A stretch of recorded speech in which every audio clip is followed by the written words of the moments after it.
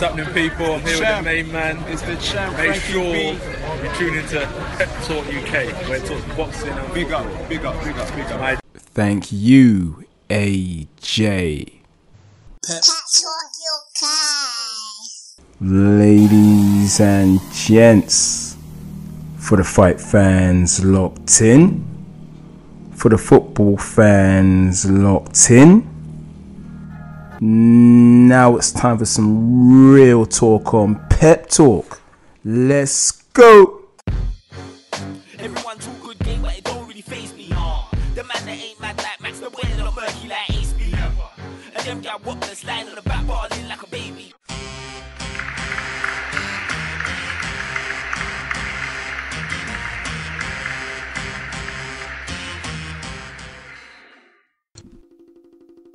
Yes.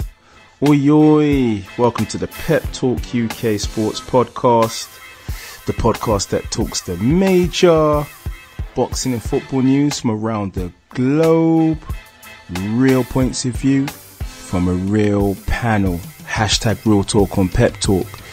Please subscribe to Pep Talk UK on iTunes and YouTube. Don't forget to like, share and comment. Now, I'm your host Frankie B, and I'm lucky to be joined by Pascal. How you doing, bruv? Oui, jusqu'ici, tout va bien. I'm very well, my friend. How are you? I'm doing well, mate. British boxing's on a high. I'm excited for future potential fights ahead. Each month, there seems to be a big fight, and I'm well up for it. Let's have it. Yes. Yes, and speaking of big fights, Pascal, last weekend we witnessed Lawrence Okoli powering his way to victory. It wasn't pretty, but he got the job done. Yes, he certainly did. You know, the fight itself, the anticipation to the fight was superb. You know, frankly, the press conferences, you know, the interviews that was conducted with the both fighters were excellent. But unfortunately, the fight itself did not live up to the expectation and did not live up to the imagination of most of the fans. You know, in my mind, Frankie B, I wanted it to be like the Chris Eubank and Nigel Benn wars, you know, that kind of rivalry, that kind of British beef. But for me, you know, he was more of a British salad, you know. But credit to both fighters.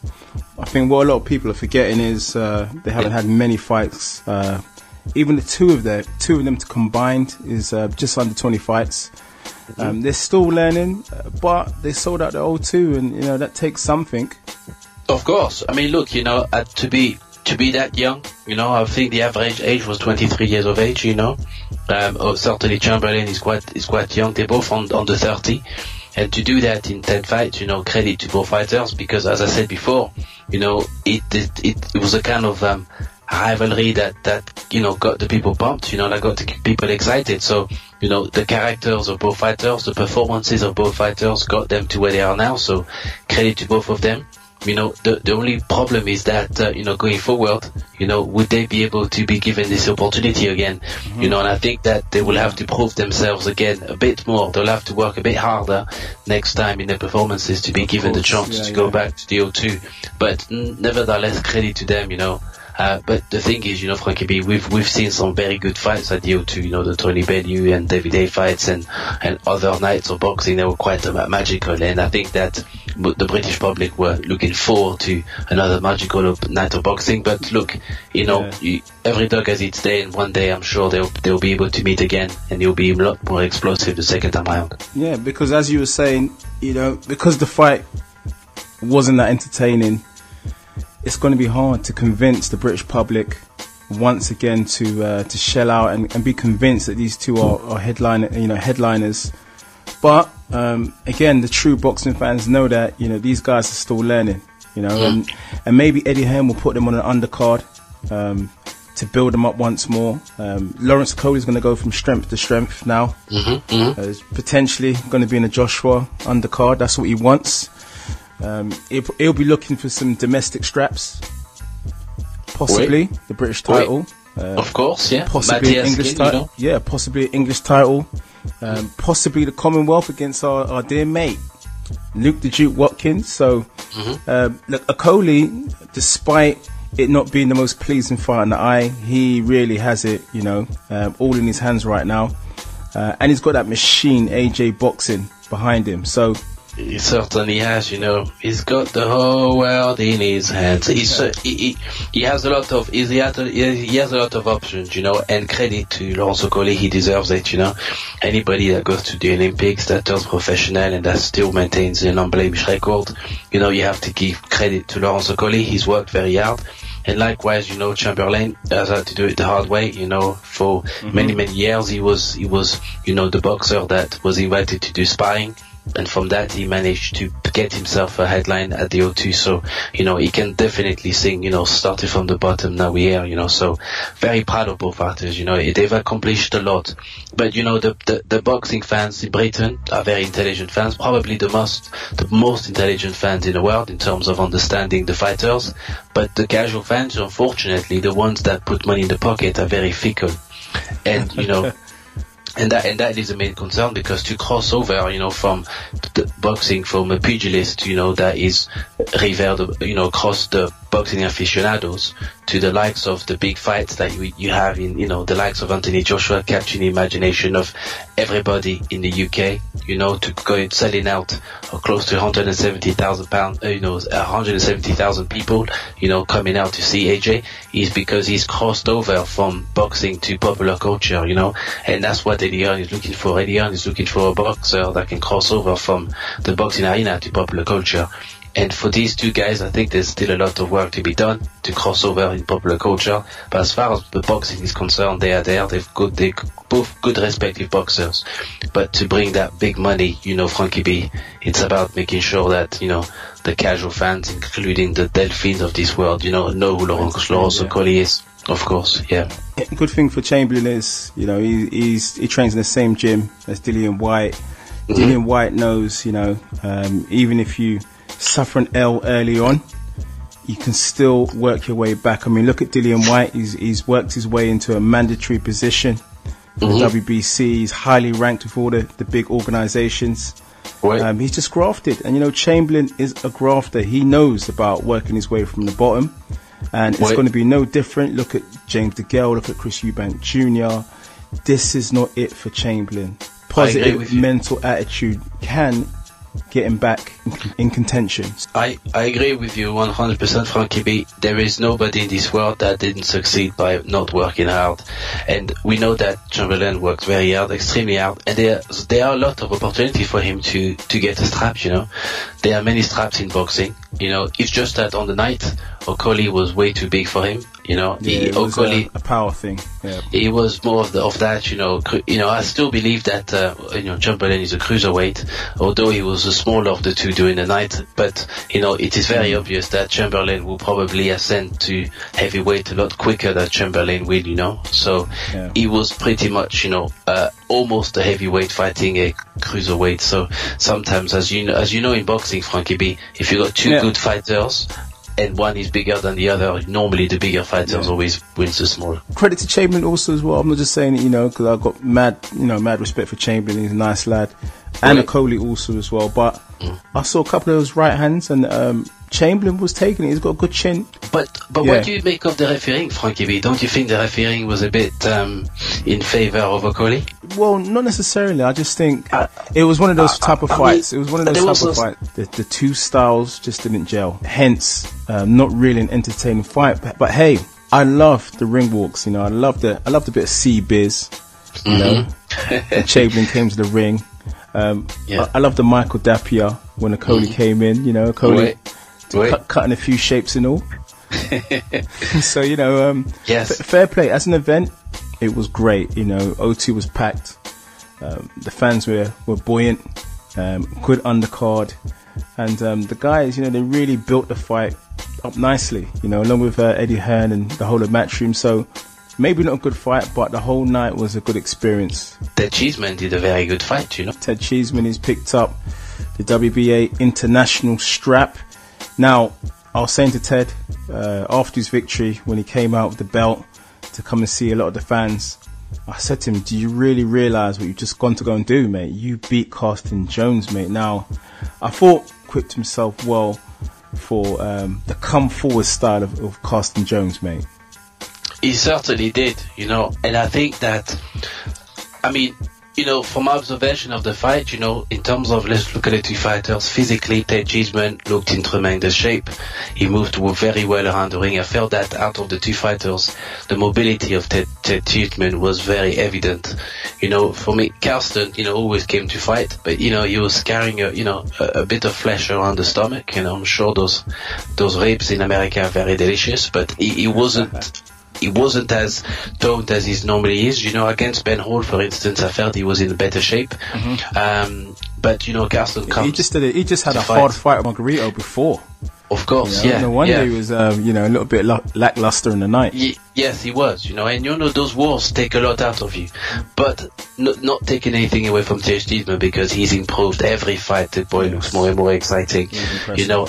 And I look forward to see him more fight, you know, in many more fights. I really like the way he boxes. He boxes very well on the inside. The combination punching was splendid, you know, and even there were times with the various bursts that he showed during the fights, you know, just to show Carsten that, look, I'm in there, I've got energy, I've got plenty in the tank, you know. But there was some vulnerable times, you know, where you know, Ted did take a few shots, you know, unnecessary shots. I felt there was no need for some of the shots that he took, and that gave Carsten a bit of hope, you know. And we know Carsten can be quite an aggressive fighter, and when he smells blood, he tries to take you out. Because of this win, it's now going to set him up again, like a Coley, to catapult onto a much bigger platform. I do believe Matchroom will get behind him even more. He's performed well in front of 8,000 people, so he's going to pick up a bigger fan base. And, you know, who knows? In the future, he could be moving on to world honors. He'll probably go for the British, maybe. He'll probably go for the Commonwealth. And if he picks up more straps, then, you know, that's going to really give him that confidence to step up to world level. You know, this kid is going to go places. He certainly will. Now it's interview time. This week, both myself and Shaz have collected a few interviews from music, boxing, and football. Now, first up, let's hear from a man that will make his return to York Hall on February the 10th, this weekend. It's the man they call Pester Superstar, John Hardin Jr. Oi, it's Pep Talk, it's Frankie B. It's kind of serious right now. I'm with the man himself. Yes, in the building. You know it is number one. Yes, Pester Superstar, aka John Hardin Jr. What's up, guys? Yeah, I'm good, but when you see me sleeping as I walk past, kiss the ground, I walk on and receive like a toilet. It's your boy Pester in the building. What's good, man? Bro, you've been busy, man. Yeah. I see you at the shows, I see you spitting a few bars here and there on radio and all them things, but it's getting close to fight night, which is only days away. Mate, what's happening for fight night? Fight night, I feel really prepared. I've learned in my past camps of had the tendency in overtraining, training too much. So when I hit the fight, I'm fighting two people. I'm fighting my opponent and I'm fighting myself. And right now I've just listened to my body. I feel a lot stronger, and I just want to execute what I do in sparring, execute what, how I spar the likes of Eubank Jr., all my other people, when I help out Isaac, when I'm sparring with Chris Congo, all those little things there. So just to really transition, I feel like I'm ready for the transition into the main halls, and I think 2018 will see me a lot closer, or maybe I would even say wearing that Southern Area title. Lovely. Do you know what, Pes? Last fight out at Carl Sharton, I remember, it was a great event. I remember there were a few tough, sticky moments, but you showed a lot of guts, a lot of heart, and you got the victory in the end, man. That's what it's all about. Sometimes gutting it out. Yeah, it's so weird how that planned out, because a lot of the fans that loved it was the fact of that I showed the heart to go through. Since the second round here, I was drained. Where I came in at 71 kilo, which is light middle. The scales were a bit wrong, or what the ones I had, and 2-3 days notice that The weight wasn't for me to be at 73/74, it was to me to be 72, and I had to just kind of drain out the water, which I had the backlash, but you know, God is great.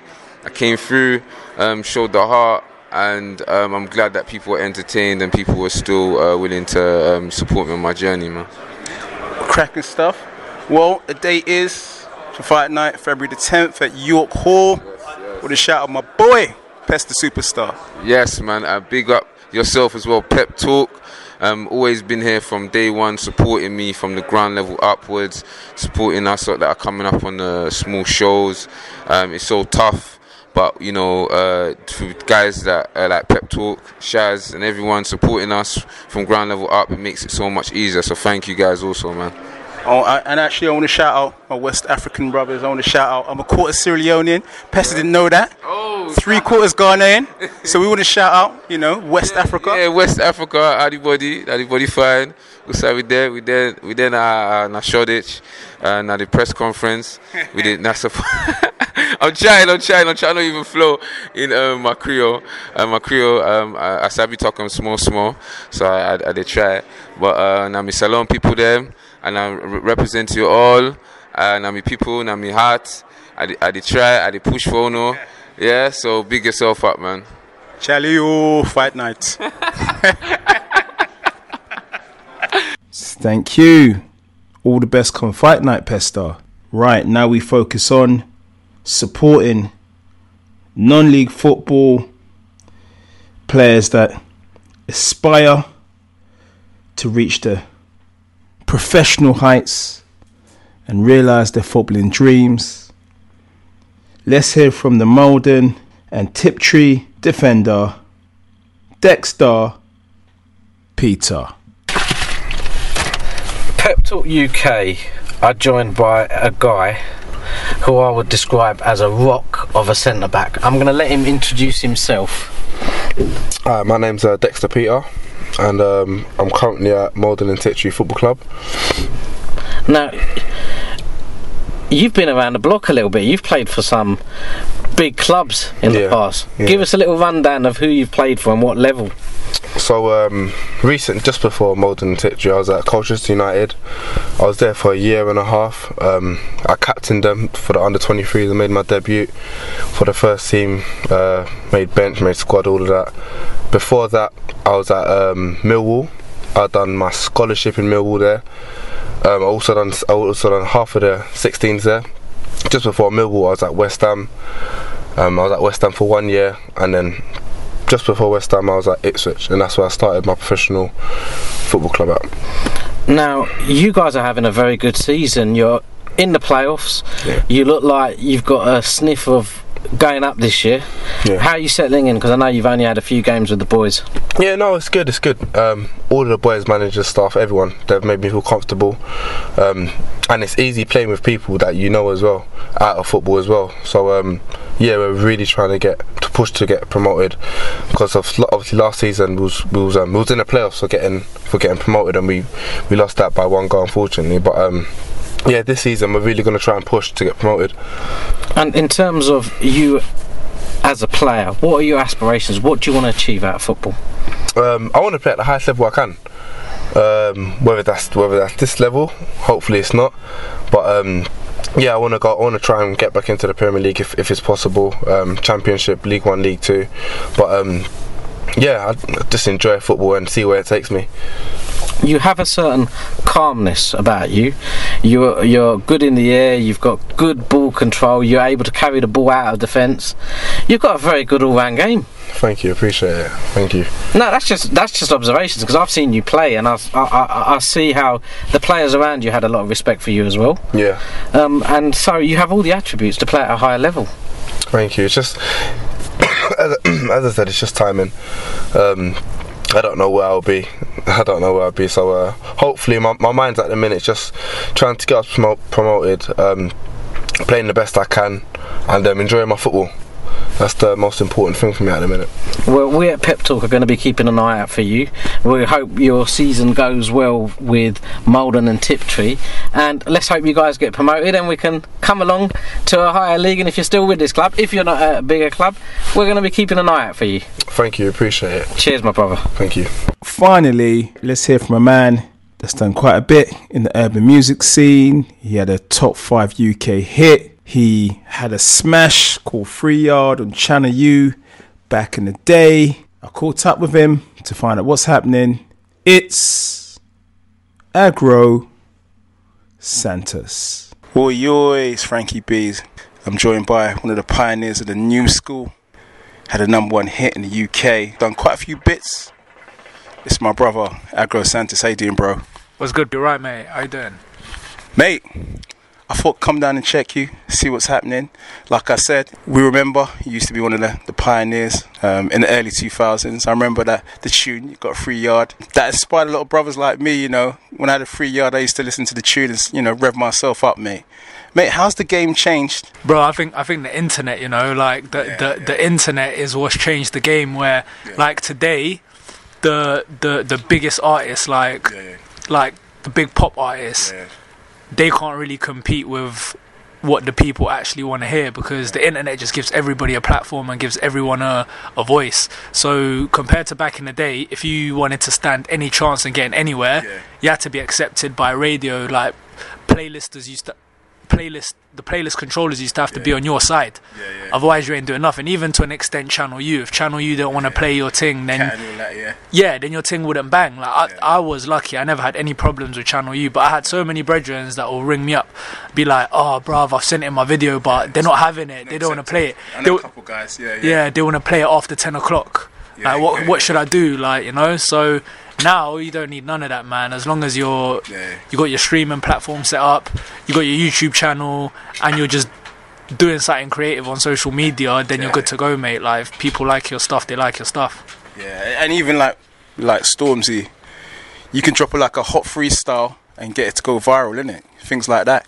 Exactly. You just said the key word. The key word is viral. Like when it goes nowadays, it goes. Obviously, we touched on 3 Yard. Yeah. Mate, what inspired you? Like, obviously, you know, we like to keep it child friendly, but what inspired you to write the tune 3 Yard?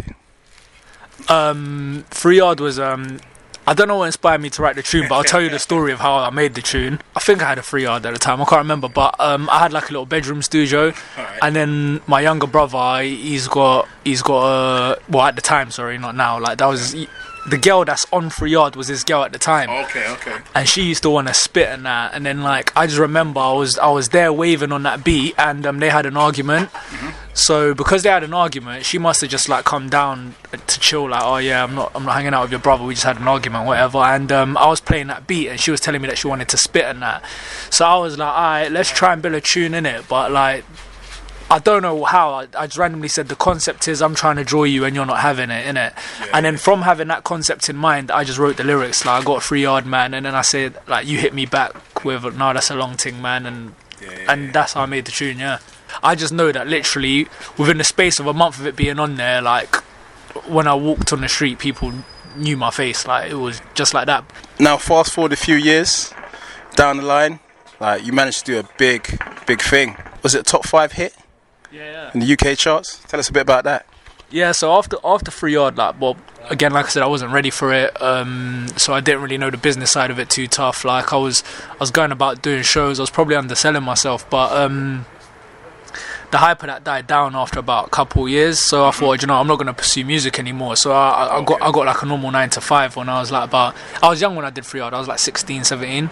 So I got a 9 to 5 at like the age of 18, 19, and I remember like I was still banging music, but I thought I had my run, like, you know, like I didn't think I was gonna do whatever. And then I got approached by a booking agency that asked me who's managing my bookings, and then I told them I didn't have a booking agent, and they said, oh, okay, cool, well, who's your manager? And I said, I don't have a manager either. And they was like, oh, well, we manage, innit? And like they managed like So Solid Crew and like Blazing Squad, which was probably just the generation before that generation that I was in. So I remember just getting gassed, thinking, oh shit, yeah, I finally got management, I could do something. And they got me signed to Gary Barlow's division of Universal, and that was at the time where Pitbull was blowing up. And where I was Brazilian, they was like, oh, do you know what, like, let's try and run a little, and I was making that kind of music anyway, so they was like, let's have like a UK equivalent. So when I got signed on a basis where like Pitbull was blowing up, and it was like, oh, we can have like someone like that from here, from the UK. So that was my angle for that deal, you know, and I ran with it, and it worked. Like, for that space anyway, we had like one top 5 and 2 other tunes that went in the top 20 from that album. So what about nowadays? For the last 4 or 5 years, I've been signed to an independent label, and the difference between that and with being on Universal is I get a lot more control. I definitely do notice that there's some perks from being at Universal at the time I was on there, because like I said to you, nowadays I don't think you need to be on a major, but the machine helps to push a lot. I think it did. Marketing-wise, it did. Like, now you have to do it yourself, mate. Like, labels don't want to sign someone and develop them and build them up and invest in them. Like, you got to do all that yourself. Like you said, many examples, like Stormzy being one of them. Like, you do all the groundwork yourself. They come in. Even Drake had that bad mixtape back in the day, pushed it out in the hood. Yeah, exactly. Back, and then the labels came calling after that. Yeah, exactly. So the days of developing are gone. Like, they want to finish products. So with the label that I'm with now, it's good because they just go after the projects that I want to do, and they put the money into it, and essentially that's what you want. Like, the label's like an investor at the end of the day. Okay, cool. Well, you know, we're a boxing and football podcast. Now I know you know Sandro. Yeah, that's my boy still. Yeah. So does that make you a Spurs fan?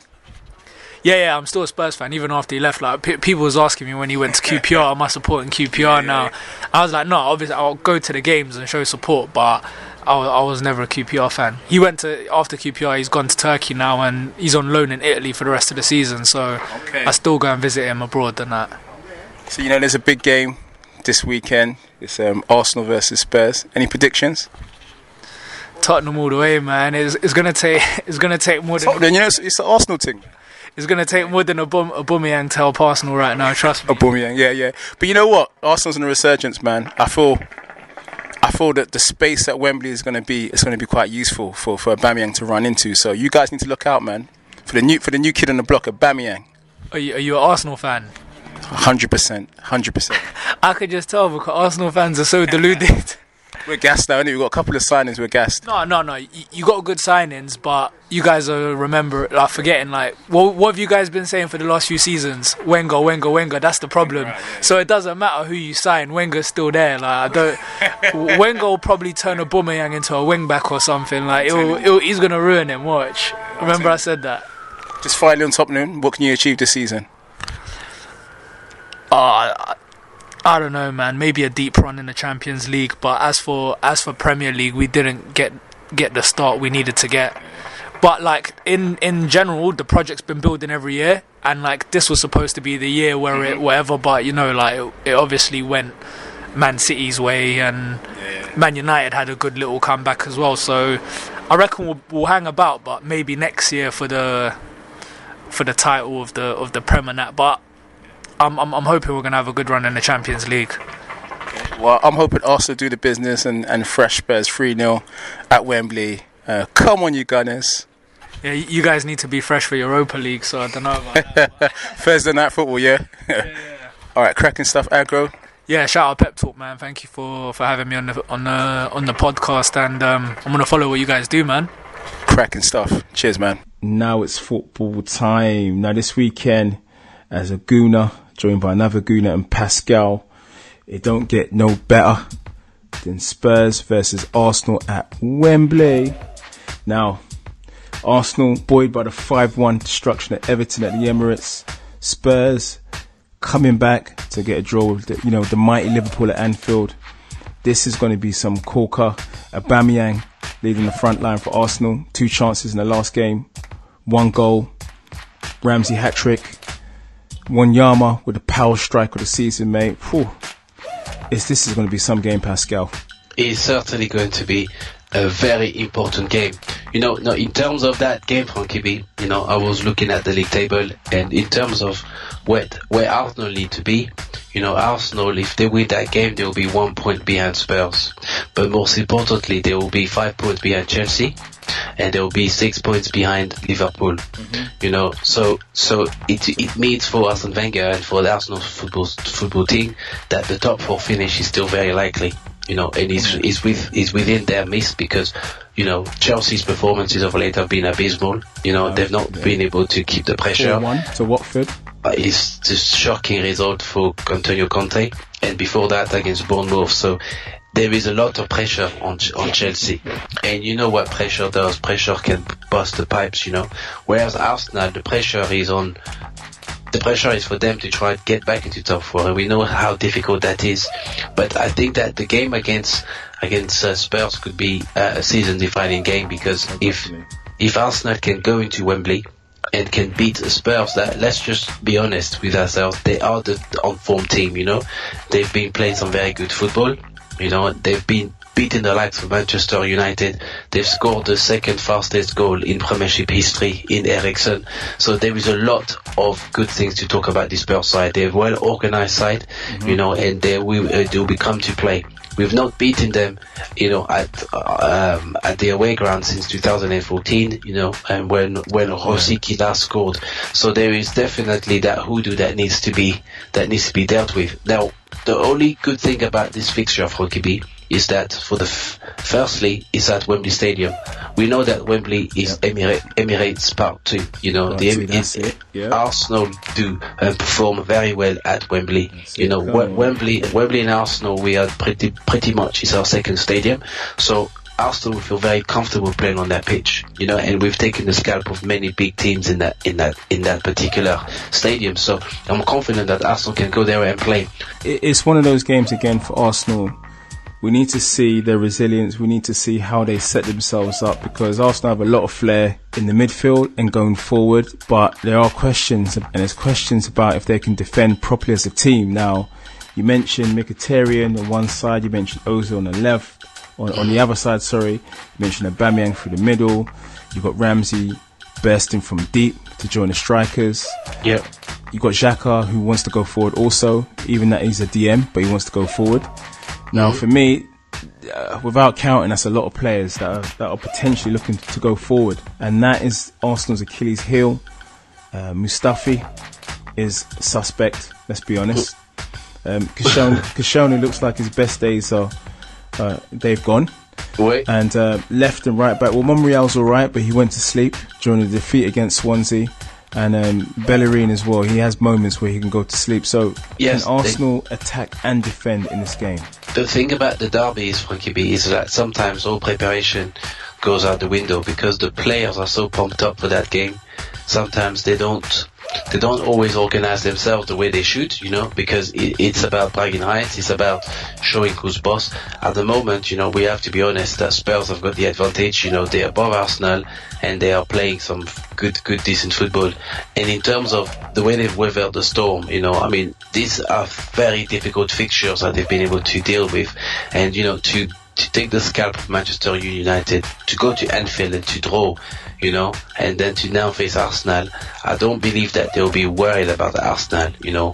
On the other hand, you know, we lost to Swansea, then we win convincingly against a disorganized Everton, and now we are facing Spurs. You know, if you compare the two teams and you compare the baptism of fire that Spurs have done against Arsenal, I would say that Spurs have got the advantage in that. So we'll have to be very careful and very composed, but at the same time, you know, Spurs will not want to play Arsenal, because they know that it's the game and it's the team that can certainly inflict, you know, it could go either way. It could be a landslide victory for Spurs, or it could be Arsenal disciplining, you know, Tottenham at the stadium. And I think the game, for me, has an historical importance, because there's not been a London derby played in Wembley Stadium. You know, so if Arsenal are able to pull this off and to win that game, then, you know, before Spurs go into the new stadium, that would be a momentous occasion in the history of British football, that Spurs, Arsenal 2017, during that transition period, were able to beat, another London team in Wembley Stadium soil. I mean, that would be a great story for many years to come, But I believe that they have an amazing team that could go. Anybody would want to take the offense that Arsenal currently have. But as you said, Frankie B, Koulibaly doesn't seem to be playing, as well as he used to, and Bellerin I don't know what's going on. I mean, as well as it should. There may be a call to get Kolasinac in play because it's going to be such a high tempo game. I would probably want Kolasinac to play, and maybe to put Moriel in the middle, partner of Moriel maybe with Mustafi, and put Bellerin on the other side. Okay, so quick predictions, Pascal. What are you going for score wise? My prediction is going to be a high scoring game, and I believe that if Dele Alli can keep it in his pants, he'll be 3-2 to Arsenal. Yeah, he just got to make sure he doesn't shoot his load, in the first half. For me, I think Arsenal are going to win this game 2-0. I see the threat of Mkhitaryan and Aubameyang giving Arsenal that fresh impetus. And I feel Arsenal are going to hit Spurs on the break, and Arsenal are going to get 2 quick breakaway goals. So 2-0 to the Arsenal. Now that's our time. I'd like to thank the listeners for locking in. I'd like to thank Pascal. Join us again next week for another Pep Talk UK podcast. Don't forget to hit the subscribe button and leave your comments in the box below. Subscribe. Thank you. Pep Talk UK.